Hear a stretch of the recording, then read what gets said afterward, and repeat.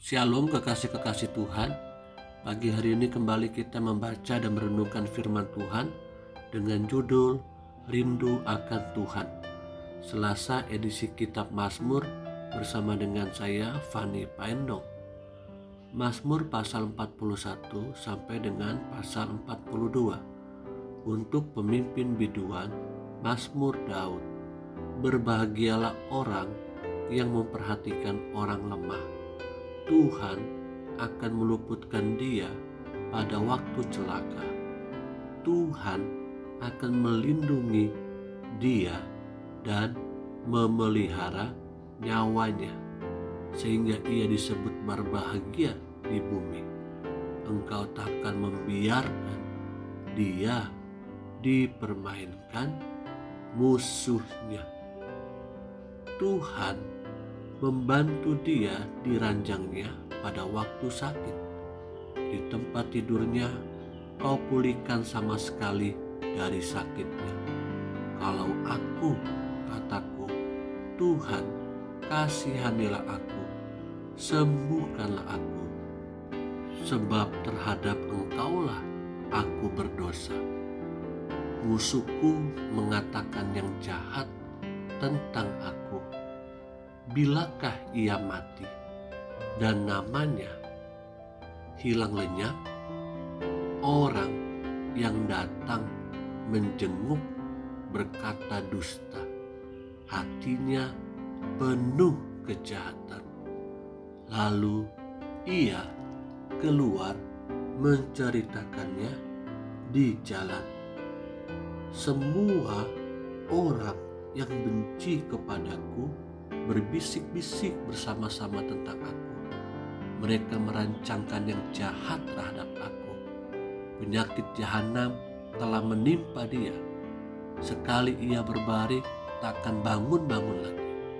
Bahkan sahabat karibku yang kupercayai, yang makan rotiku, telah mengangkat tumitnya terhadap aku. Tetapi Engkau, ya Tuhan, kasihanilah aku dan tegakkanlah aku. Maka aku hendak mengadakan pembalasan terhadap mereka. Dengan demikian aku tahu bahwa Engkau berkenan kepadaku. Apabila musuhku tidak bersorak-sorai karena aku, tetapi Engkau menopang aku karena ketulusanku. Engkau membuat aku tegak di hadapanmu untuk selama-lamanya. Terpujilah Tuhan Allah Israel dari selama-lamanya sampai selama-lamanya. Amin. Ya, amin. Untuk pemimpin biduan, nyanyian pengajaran Bani Korah, seperti rusa yang merindukan sungai yang berair, demikianlah jiwaku merindukan Engkau, ya Allah. Jiwaku haus kepada Allah yang hidup. Bilakah aku boleh datang melihat Allah? Air mataku menjadi makananku siang dan malam, karena sepanjang hari orang berkata kepadaku, di mana Allahmu? Inilah yang hendak ku ingat, sementara jiwaku gundah gulana.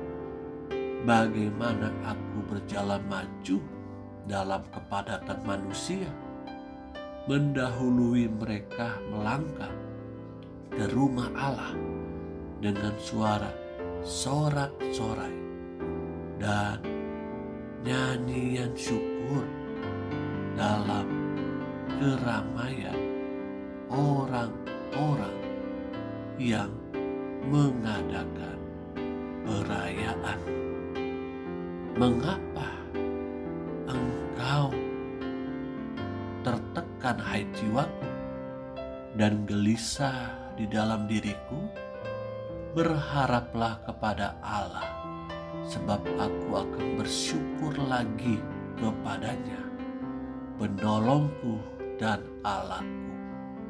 Jiwaku tertekan dalam diriku, sebab itu aku teringat kepadamu dari tanah sungai Yordan dan pegunungan Hermon, dari gunung Misar. Samudra raya berpanggil-panggilan dengan deru air terjunmu. Segala gelora dan gelombangmu bergulung melingkupi aku. Tuhan memerintahkan kasih setianya pada siang hari, dan pada malam hari aku menyanyikan nyanyian, suatu doa kepada Allah kehidupanku. Aku berkata kepada Allah, gunung batuku, mengapa engkau melupakan aku? Mengapa aku harus hidup berkabung di bawah impitan musuh? Seperti tikaman maut ke dalam tulangku, lawanku mencela aku sambil berkata kepadaku sepanjang hari, di mana Allahmu? Mengapa engkau tertekan, hai jiwaku? Dan mengapa engkau gelisah di dalam diriku? Berharaplah kepada Allah, sebab aku bersyukur lagi kepadanya, penolongku dan Allahku. Kekasih-kekasih yang Tuhan Yesus rindukan, pujian dan nyanyian Bani Korah mengimpartasikan rasa kerinduan yang dalam akan Tuhan, jauh lebih besar dari segala kerinduan lainnya.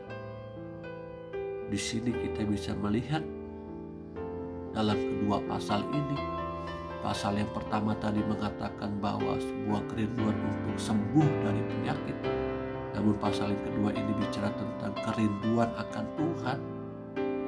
Bangkitlah jiwaku untuk memberikan korban pujian bagi Tuhan. Korelasi dari kedua pasal tersebut adalah, sekalipun mungkin kita dalam keadaan tubuh yang lemah, tubuh yang sakit, atau mungkin kita sedang tertekan dalam keadaan jasmani, tetapi kita harus tetap memiliki sebuah kerinduan yang sangat besar akan Tuhan, karena hanya Tuhanlah yang dapat memuaskan kita, memulihkan, memberikan kesegaran. Kerinduan kita kepada Tuhan harus terus bertambah-tambah setiap harinya. Milikilah kerinduan yang sejati kepada Tuhan. Haleluya. Amin.